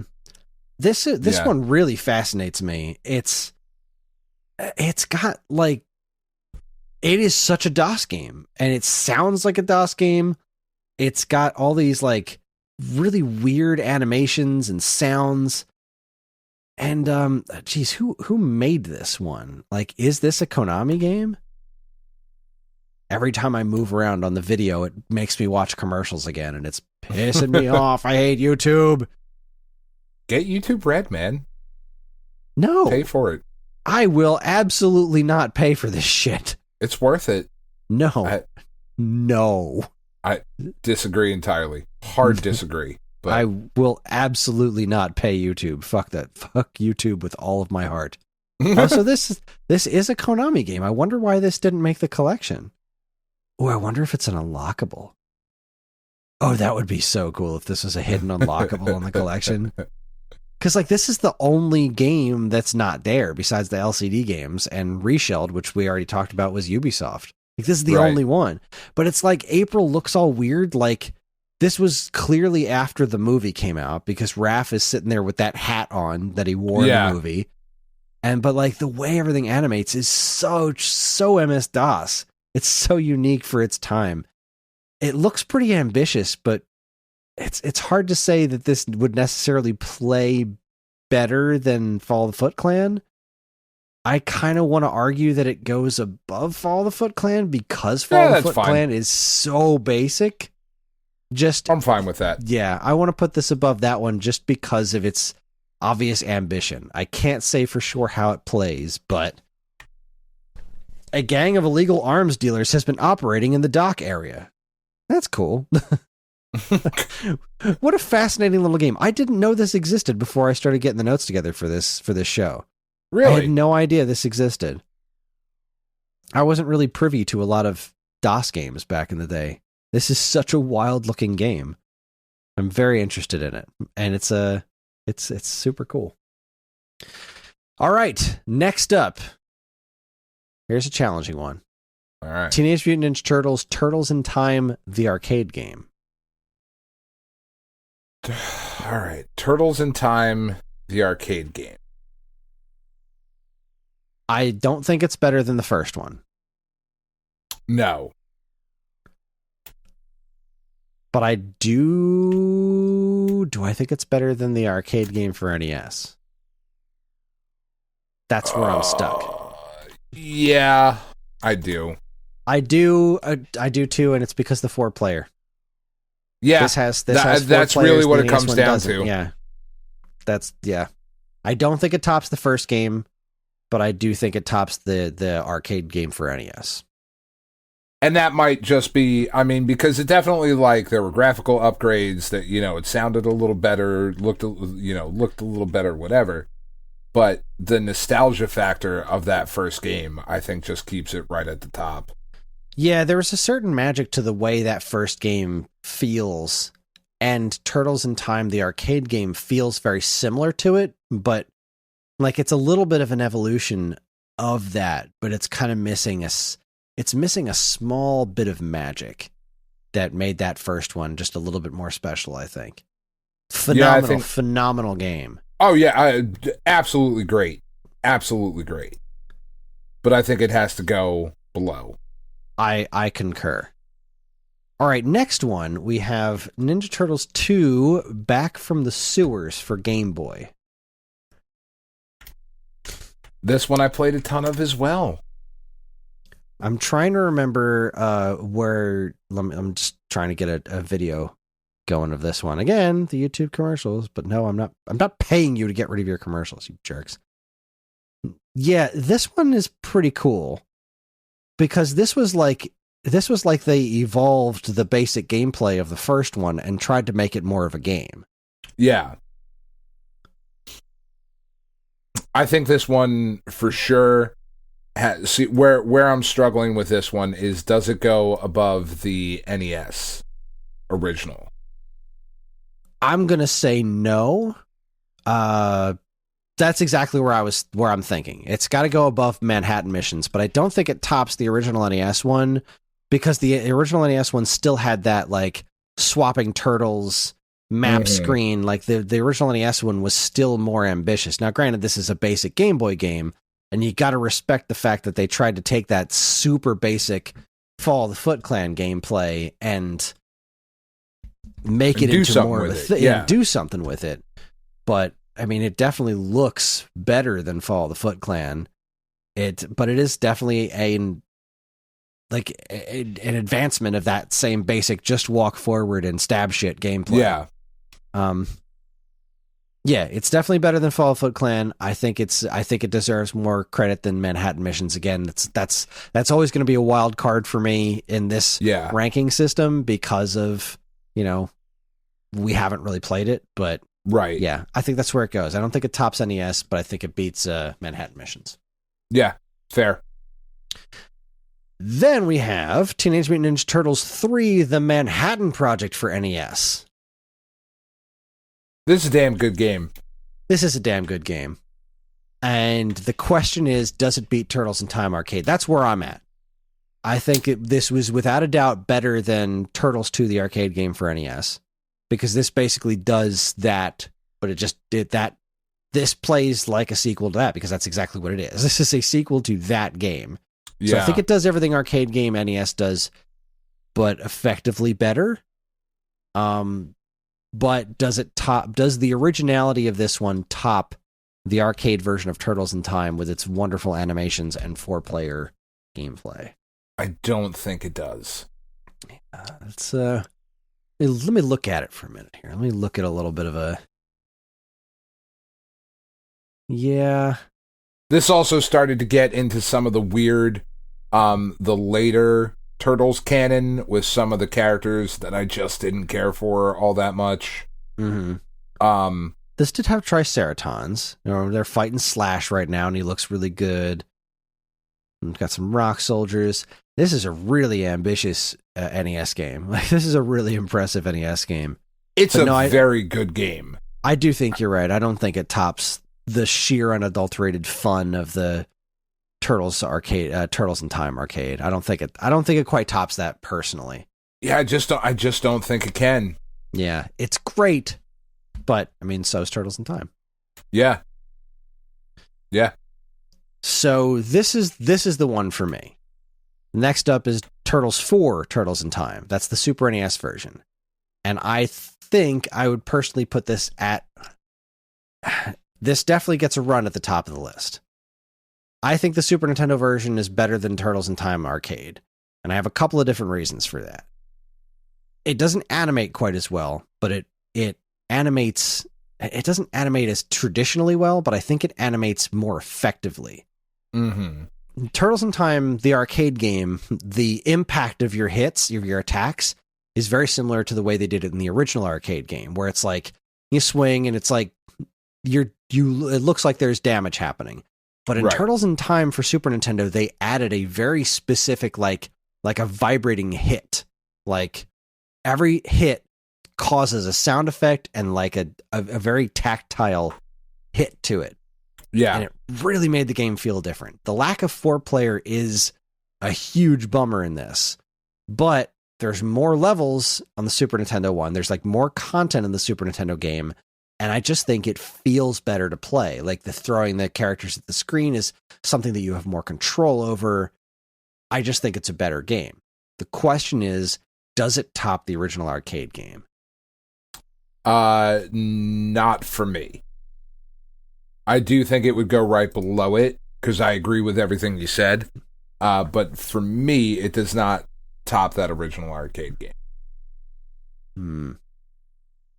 I just love that game so much. It's so good. It's so good. All right, let me talk through this. The Baxter Stockman boss battle, way better in Turtles in Time. Baxter Stockman sucked in the original arcade game. Mm-hmm.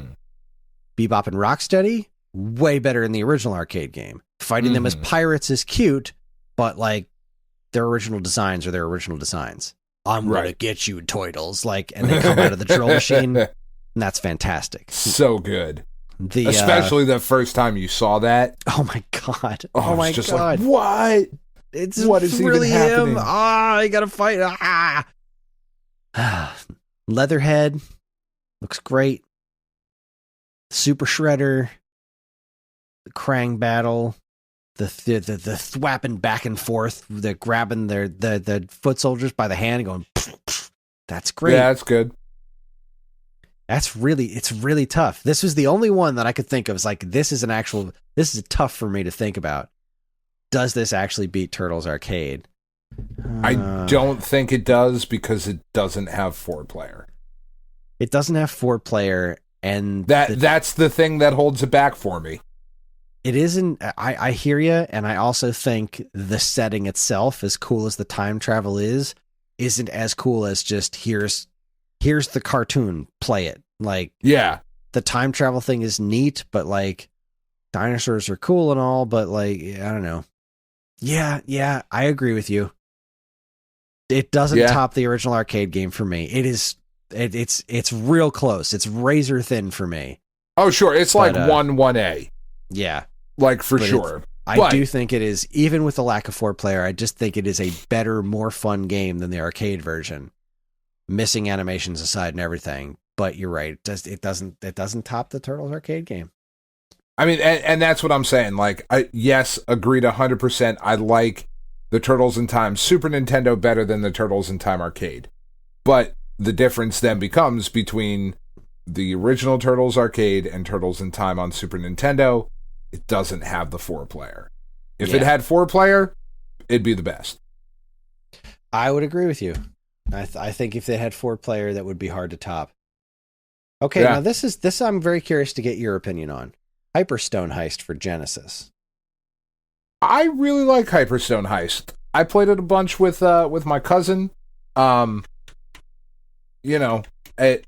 not something I ever owned, but it's really good. It's very Turtles in Time. Like, this is a remix of Turtles in Time. It reuses assets and music, and it basically, this is the Genesis port of Turtles in Time, except it's, a different story, Yeah. Like, the Manhattan's been shrunk instead of the Statue of Liberty being flown away by Krang. But the stages it is awfully similar. It is very derivative of Turtles in Time. Now, I know there's a lot of folks out there that are very into this game being better than Turtles in Time, and I just don't get it. And it might be because I've spent so much time with Turtles in Time that this feels derivative, because it is. This came afterward, and this does the same stuff that Turtles in Time did with the same animations, the same voice samples. It's still 2-player. I think I would put it above the Turtles in Time arcade game, but below the SNES one. That feels about right to me. I agree that it definitely goes under the Super NES Turtles in Time. I agree with you 100% there. I'm not sure that this beats the arcade Turtles in Time for me personally. And it's hard to look at this objectively. I think there's some creativity in this one. Because you're right. There is a lot of reuse and whatnot. But for it being basically a Genesis exclusive, story and whatever, I think there was a lot of cool stuff that they did in it. It plays really well, especially considering the limitations of the Genesis at that point.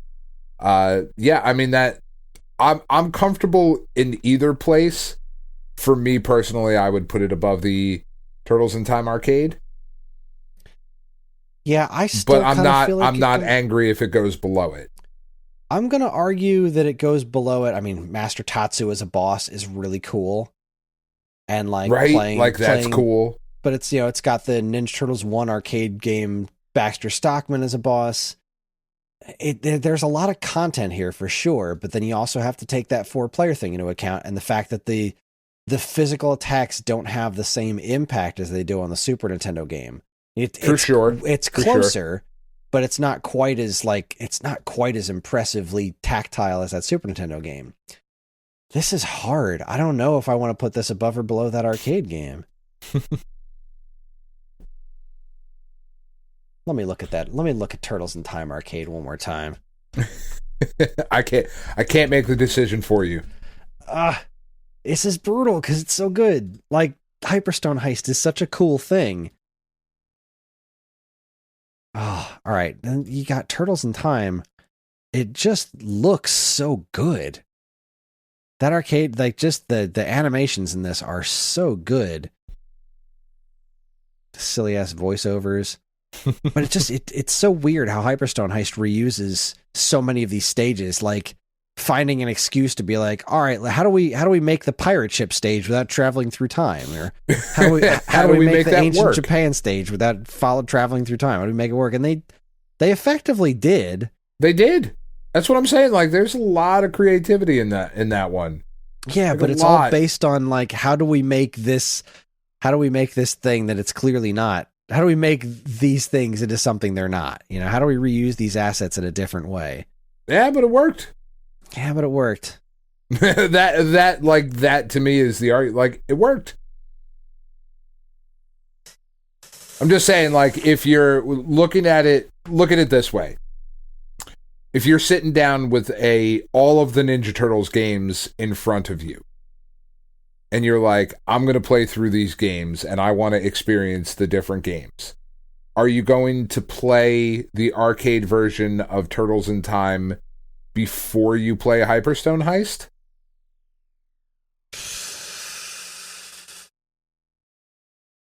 Because I don't think you are. Yeah. Especially because you're going to play the Super Nintendo version of it. Are you going to play would you play the Super Nintendo version and then be like, all right, well, now I got to go do the arcade version before I get to Hyperstone Heist? Probably not. I don't think you would. Obviously, I'm playing them in a different order because I'm going 4-player with the kids. So, but yeah, no, you're right. But you see my point, right? Like, I don't think you would be like, this game is better, so I got to play this one too before I go to I think in this instance, having the Super Nintendo version, kind of hurts the arcade version a little bit. Yeah, I agree. All right, you win. It goes beneath Turtles in Time. It goes between Turtles in Time and Turtles in Time. It's a Turtles in Time sandwich. Yeah. All right, this is a tough one. Ninja Turtles 3 Radical Rescue for Game Boy. Now, this is the one I don't think I have as much experience with. I played this one to write about a Nintendo Force last year. This is the Metroidvania one. Yeah. This is I've never finished this one. Me neither. It's tough. Oh, don't say that. You can't review things now. You didn't finish. It wasn't a review. I was just writing about it. I didn't have to give it a score, so I get away with it. I feel like this one goes above the NES game, but below the arcade NES game. All right. It's definitely above Fall of the Foot Clan. It's definitely above Manhattan Missions. It's definitely above Back from the Sewers. And it's definitely the best of the 3 Game Boy games, I think. Yeah. Does it beat NES Ninja Turtles? I think it might. I was less compelled to try to finish this than I ever have been of the original NES game. I don't know that that's necessarily the damning statement that it seems to be, because this...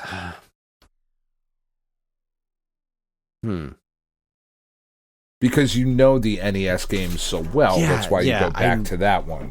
And I know that it's not super long, but it also has some real serious design flaws.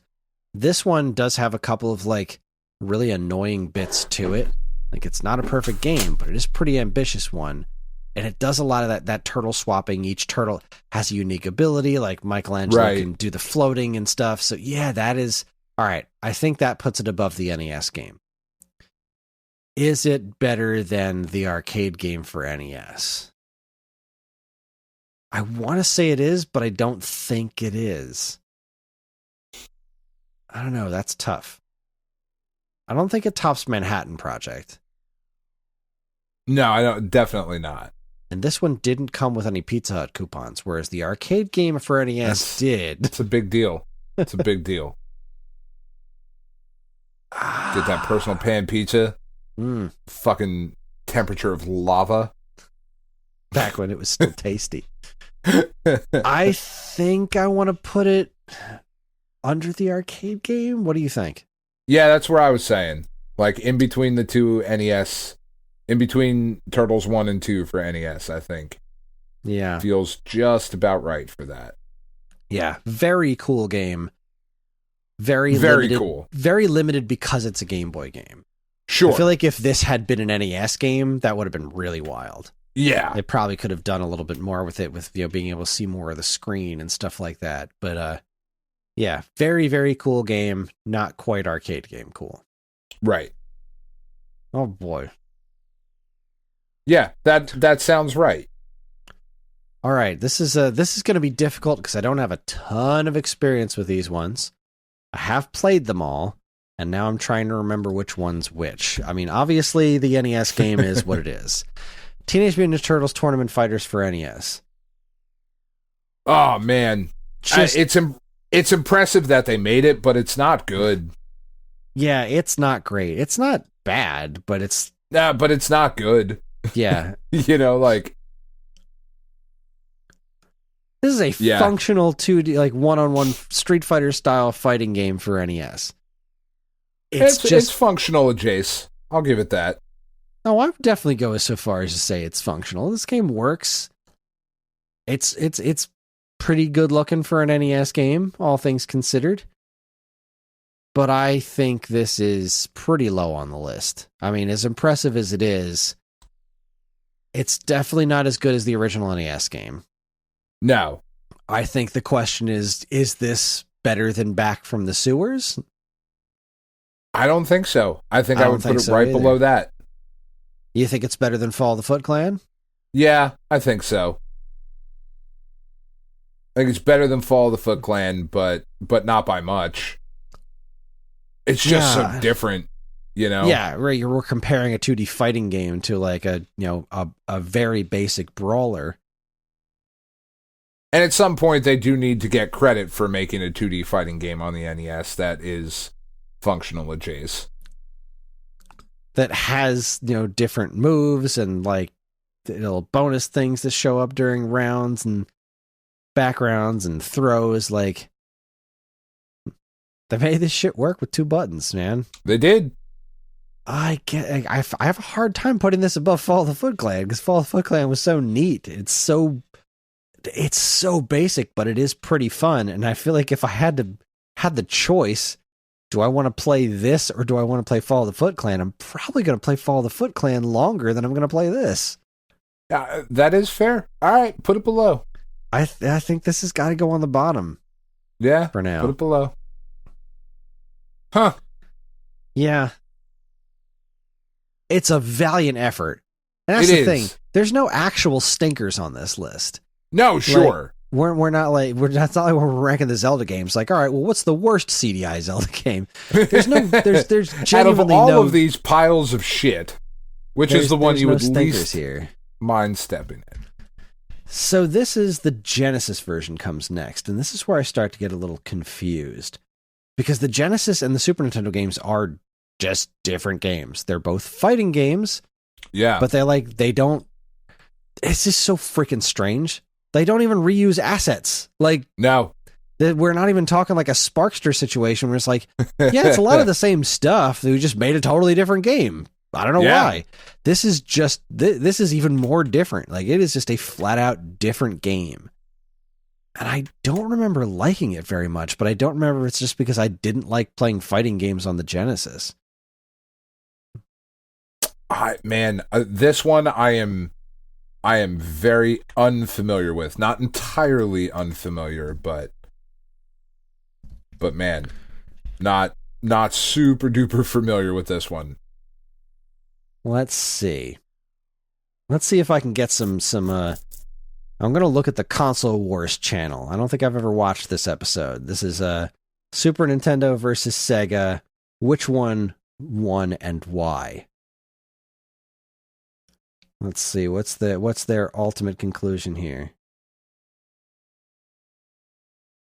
You still watching? Mm-hmm. Okay. do do do do do do do do. Wow.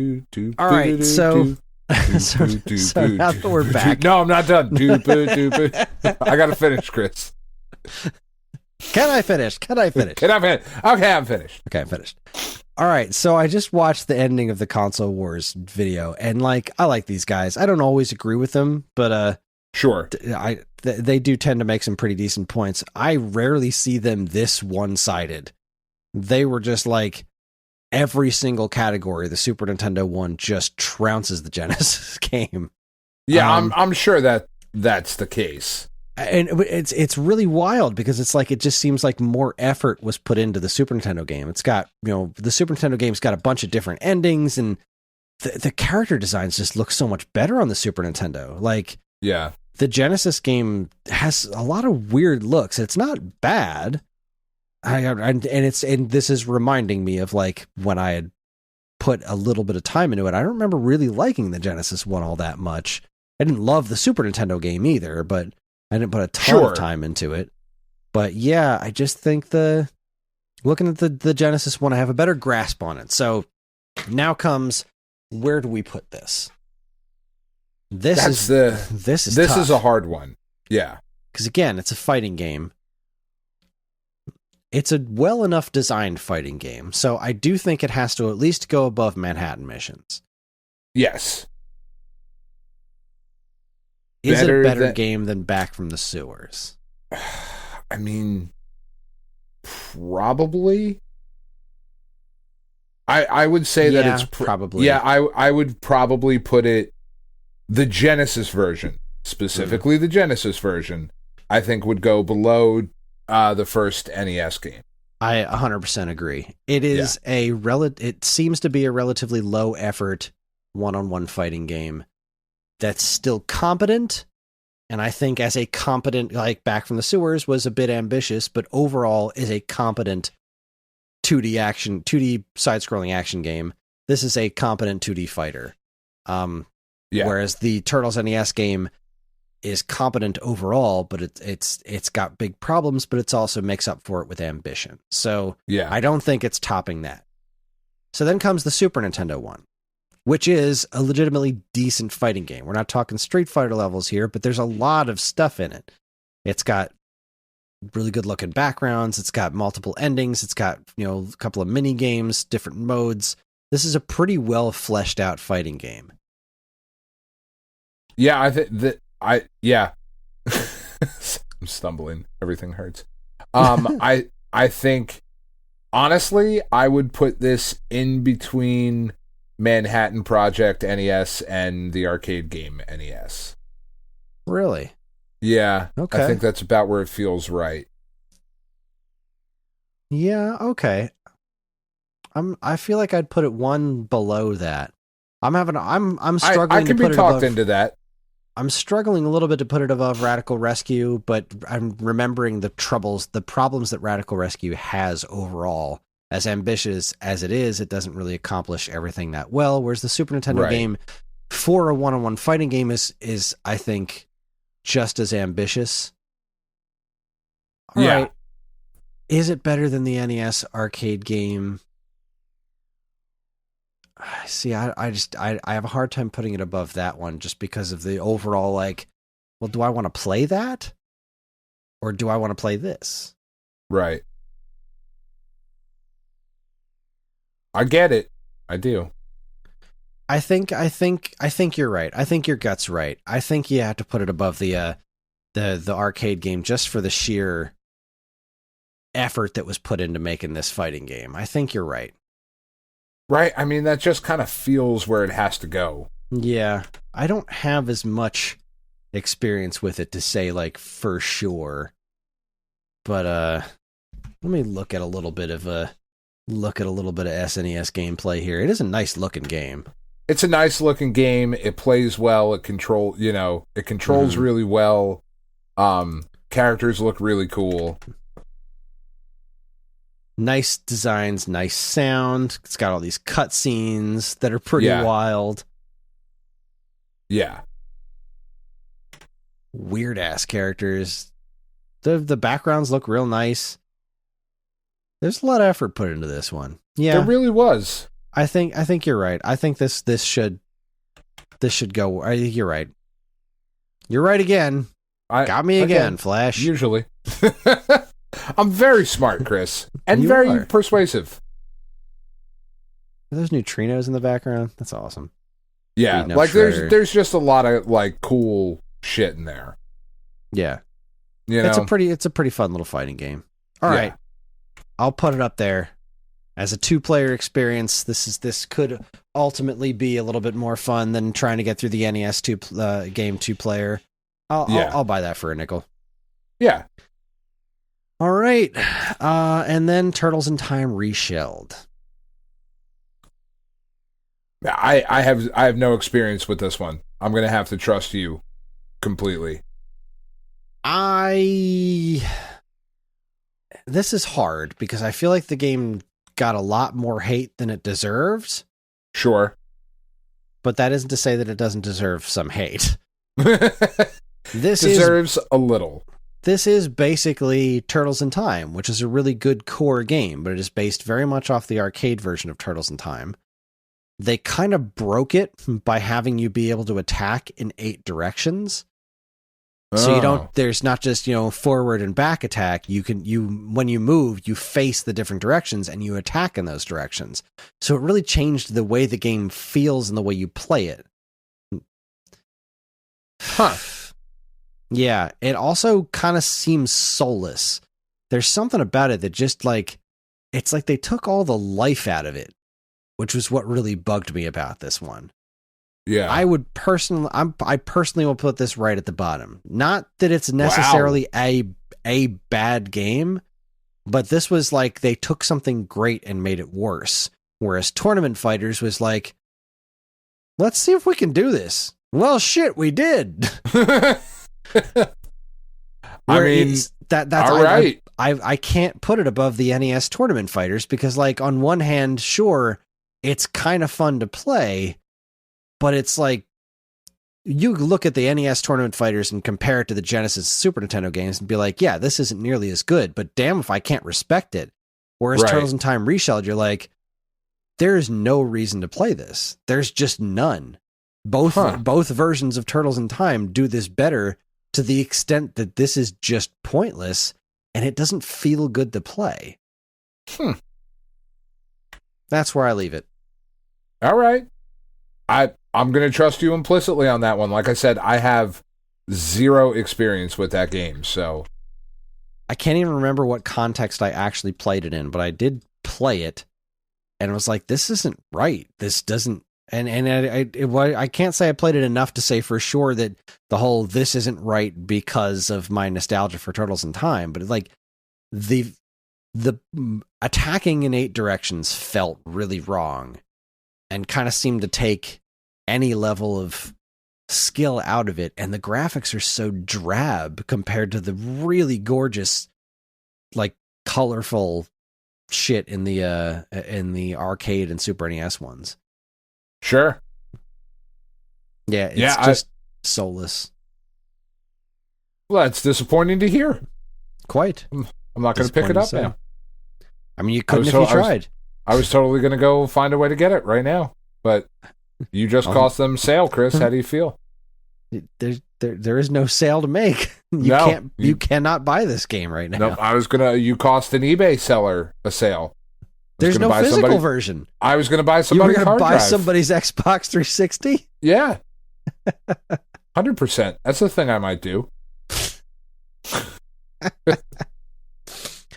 Oh boy! All right, that's it. We did them. We did them all. All right. So now final list. We will definitely revisit this once we get the Cowabunga collection. And come back and be like, "Oh, I was way off. We're wrong about the placement of these things." And honestly, it's going to be very fun to find out where Shredder's Revenge fits into this. Oh, I'm so excited about that too. Man, do we know if that one's cross-platform? I don't think we know if that one's cross-platform either. Damn it. I'm still waiting for him to announce Casey Jones. He's got to be coming. We got April and Splinter. Come on. Casey fuckmothering Jones. Casey by God Jones. I mean, Splinter looks great. God, this whole game looks so stupid fun. And this looks so good. They get it. Yeah, they absolutely get it. This is going to be a blast and a half to play. I hope I hope Ellie can wrap her head around it. I know she can wrap her head around the arcade game because there's nothing to it. It's mash buttons. This one though, there's a little bit more to it. I hope she can handle herself. God, this game looks good. Yeah, I'm sure she'll be all right. Oh boy, what fun. Playing as Splinter, man. That's awesome. Yeah, so awesome. I'm into it. They got to get Casey Jones in there. Is this gonna top all of them? Like, is this gonna be the best Ninja Turtles game? I mean, I reserve the right to come back to this list once that game is out. I concur. This is I definitely want to revisit it and see how this really stacks up. Because I want it to stack up as well as it looks, because it looks phenomenal. Yeah. All right. I can't talk anymore. I'm gonna cry. Let's wrap this up. All right. Okay. We've got in dead last. Here we going from lowest to highest. Maybe a controversial pick. I don't think it is. Turtles in Time Reshelled. Then Tournament Fighters for NES. Fall of the Foot Clan for Game Boy. Manhattan Missions for MS-DOS. Back from the Sewers for Game Boy, Tournament Fighters for Genesis, Ninja Turtles for NES, Radical Rescue for Game Boy, the arcade game for NES, Tournament Fighters Super NES, Manhattan Project NES, Turtles in Time Arcade, Hyperstone Heist Genesis, in third, second place Turtles in Time for Super Nintendo, and number 1, Ninja Turtles arcade game. Yep. Yeah, it's a good list. Yeah. Almost all of that is in the Cowabunga collection. It's so stupid. I can't wait. I'm so excited. Me too. All right. That's it. We did it. All right. Dan, you don't have to talk anymore. Yeah, let's call it a day. We'll figure out what we're doing next week when we do, because we don't have a plan for next week yet. We were going to do a whole Mega Man ranking thing, but that was going to be a 2-week job, and then we decided to do Ninja Turtles instead because it's timely.